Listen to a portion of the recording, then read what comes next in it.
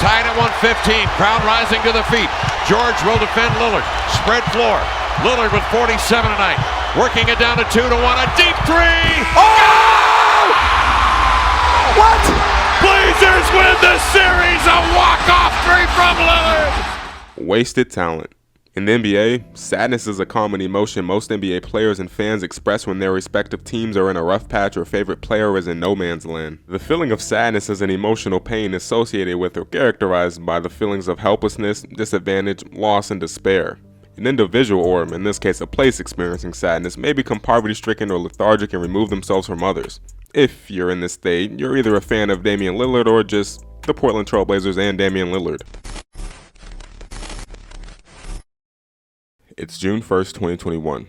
We're at Ball Arena in Denver, Colorado for Game 6 of the first round NBA playoffs, and Damian Lillard is in the midst of dropping a 50-burger while trying to hold off the menacing Denver Nuggets. But if you know anything about the NBA, you know this game would end in tragedy, and this would be the last game we'd see Damian Lillard and CJ McCollum, the two pillars of the Portland Trail Blazers at the time, share the court together for a meaningful basketball game. Now, as bizarre as that sounds, getting rid of borderline superstar counterparts while leaving behind the lone superstar franchise player isn't anything new for the Blazers. Letting key players walk in free agency is part and parcel of the Blazers organization. I mean, literally, the one and only other superstar player Damian Lillard had the chance to play with was LaMarcus Aldridge. That's right, the back from the basket jumping in your face LaMarcus Aldridge. The same LaMarcus Aldridge that averaged 23-10 on 35% shooting from 3. What could have been? If the phrase rest in peace had a logo to it, it will be this one right here, because when you get signed, drafted, or traded to the Blazers, consider your career done, for the simple reason that Joe Cronin and Jody Allen have zero executive vision, and being the red-headed stepchild to an eradicated franchise is a tough task to live up to. All factual, but I know what you're thinking. It hasn't always been this way. True, but in order to uncover that, we have to go all the way back to 1976-77 season to acknowledge the Blazers' last sliver of ultimate success. The 76-77 NBA Finals win came against a quality opponent and maybe the best duo in the league at the time.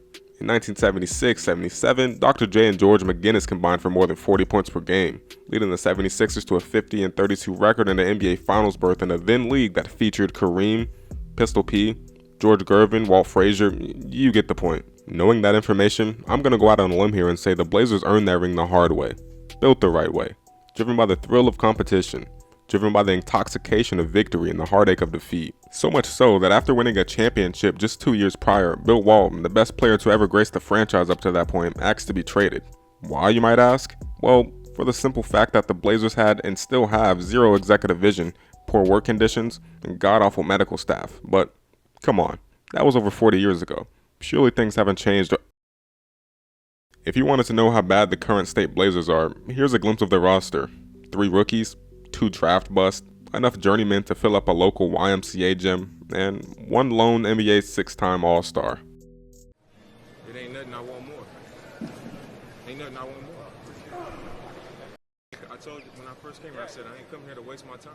To compete is to strive to gain or win at something by defeating or establishing superiority over others who are trying to do the same. In the history books of the NBA, or any sport really, only 2 things undeniably matter: how much you won and how much you lost. No one took Matthew Stafford serious before he won a Super Bowl. We want Tom Brady. Giannis Antetokounmpo didn't reach top anything on anyone's all-time ranking list until he won a ring. LeBron is my GOAT. You see how this works? No one cares if you didn't run from the grind. Did you win or did you not? In this case, for the foreseeable future, not. In this case specifically, Damian Lillard seems to not care about the last 10 wasted seasons of his career.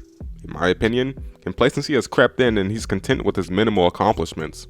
The thought of being a top whatever player, to Dame, it's an afterthought. The same way us basketball fanatics tend to rag on Kevin Durant for leaving the Thunder way back in the day, should do the same thing to Dame for not asking out of the horror story that is the Portland Blazers franchise, but for obvious different reasons. Those reasons being, the greatest mistake an athlete can make in their careers and especially in their primes is waste time. Hoping and giving your all to one team is what wasted the primes of some of the greatest players of all time.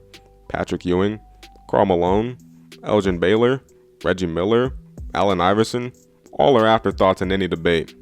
But at the end of the day, I'm just another fan overanalyzing the game. So with that being said, let me know what you think down below and take care. You're going to look up and you're going to be out of time.